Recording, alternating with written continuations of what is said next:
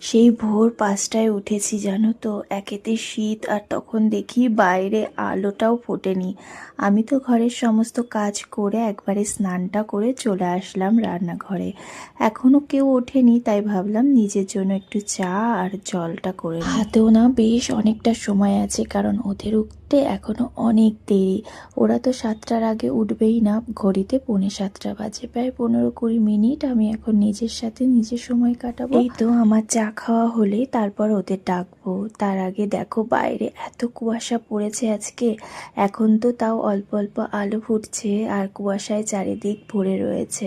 ভাবলাম ৭টার একটু বেশিই বাজে, ওদেরকেও ডেকে দিই, তারপর ওরাও উঠে যাবে। সকাল সকাল ওঠা তাই না বেশি ভালো। কৌশিকও তো হাঁটতে যায় সকালবেলা করে, তাহলে ও একটু চা খেয়ে আজকে সকালবেলাই হাঁটতে চলে যেতে পারবে। তারপর আমি ওই যে রান্না বসাবো। আর আমার ছেলেটা না ঘুম থেকে উঠলে বড্ড বেশি মানে ঘ্যান ঘ্যান করতে থাকে, তাই ওকে নিয়েও একটুখানি আদর করতে হয়। তারপরে এই তো এবার চা আর দুধটা করে সবাইকে দিয়ে দিলাম। আমিও না আবার ১ কাপ চা খেয়ে নিয়েছি জানো তো। কাল তো সারাদিনই নিরামিষ খেয়েছি, আজ মঙ্গলবার, আজ আর নিরামিষ ঘরে একদমই হবে না। মাছ রয়েছে আনা, তো কৌশিক বলল আজকে মাছটাই করো, মাংস আর আজকে করতে হবে না। ওই যে ভেটকি মাছ, তার মধ্যে থেকে ৩ পিস মাছ আমি বের করে নিলাম। এখন তো শীতকাল, শীতকালে না ফ্রিজে একদম শীতের সবজিতে ভরা থাকে, তারপরও মনে হয় যে কি রান্না করব। যাই হোক, ওই বাঁধাকপি ফুলকপি এটা কিন্তু রোজ রান্নায় রাখতেই হচ্ছে আমার। আজ সকালে কৌশিক বলল ও একটু বাটা খাবে, ধনিয়া পাতা বাটা, ওনা ভীষণ পছন্দ করে জানো তো। তাই মাঝে মাঝেই ওকে করে দিতে হয়, এই শীতকাল আসলেই খায়।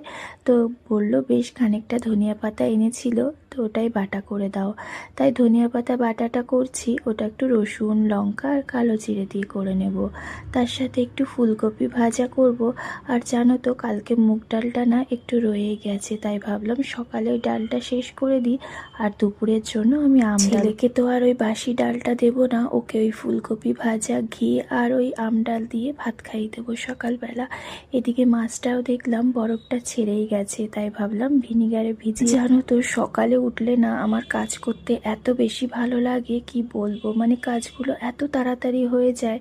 আর যেদিন একটু বেলা হয়ে যায় রান্নাঘরে ঢুকতে, সেদিনকে মনে হয় আমি হাঁপিয়ে উঠি, কোনটার পর কোনটা করব আমি একদম বুঝতে। যদিও আমার 3 বার্নার গ্যাস ওভেন, তারপরও না 3টেতে বসালে অনেক সময় বুঝে উঠতে পারি না কোনটায় নুন আর কোনটায় হলুদ দিয়ে উঠেছি। তো ফুলকপি ভাজা আর এদিকে ডালটা আমার হয়ে গেছে। যদিও ডালটা সকালে খাওয়া হবে না, তারপরও ডালটা আগেই করে নিলাম। আমাদের ভাতটাও বেড়ে নিলাম, আর কৃষকে এদিকে খাইয়ে দিচ্ছি। ঘড়িতে প্রায় 10:30 বেজে আসলো।